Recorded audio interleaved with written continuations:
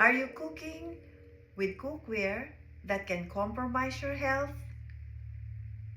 I never thought of the potential health issues from using specific cookware until I found out that cookware can cause hidden dangers, including exposure to harmful chemicals and other factors that can make it less safe over time.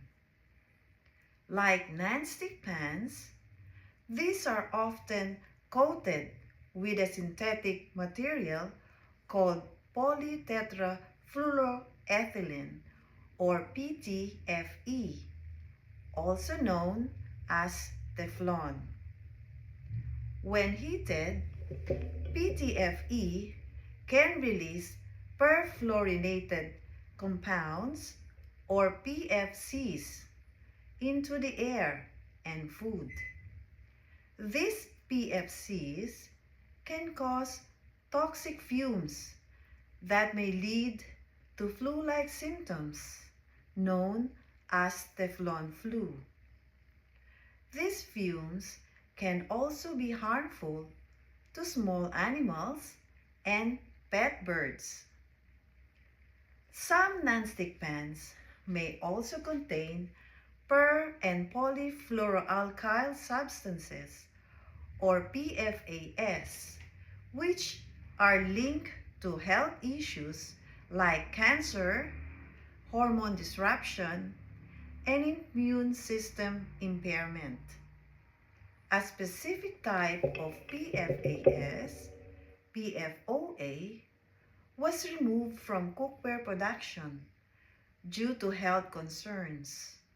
But the alternatives may also have unclear long-term health impacts.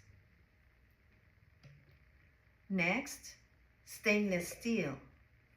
Some foods like tomato sauce, eggs, pancakes, and steak may not be suitable for cooking stainless steel skillets. Cast iron may not be a good option for people with hemochromatosis, a health condition that can cause too much iron in the body if extra iron is added to food.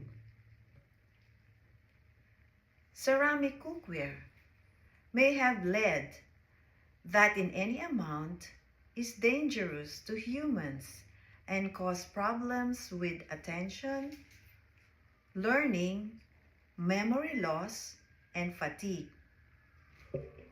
Other factors that can make cookware less safe over time include how it's used and how long it's been owned.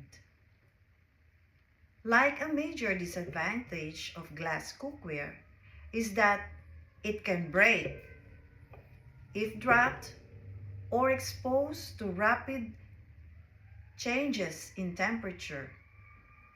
That's why it is often used in the oven where the temperature change occurs evenly and slowly. Now that you know the dangers of using this common cookware, here are some suggestions for you. When should you stop using your cookware? There are 5 signs when to replace your nonstick pan. 1.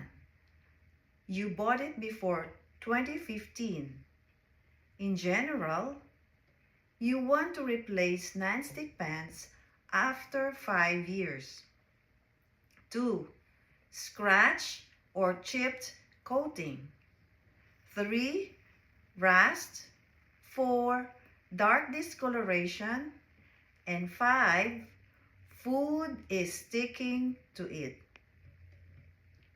If you choose metal-based cookware, avoid aluminum unless anodized aluminum, because aluminum can seep into your foods, While stainless steel, cast iron, and carbon steel are all considered non-toxic cookware, some can require a bit more oil before cooking, low, medium heat, and in the case of carbon steel, extremely avoiding acidic foods like tomato sauce.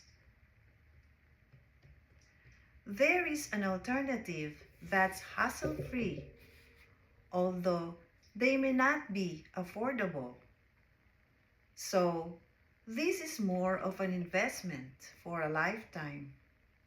There are easy to clean, very durable, heavy, and long-lasting.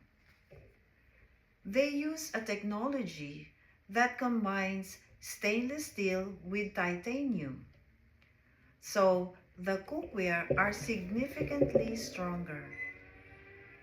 What's also unique is their cookware set that allows you to cook without adding and draining water.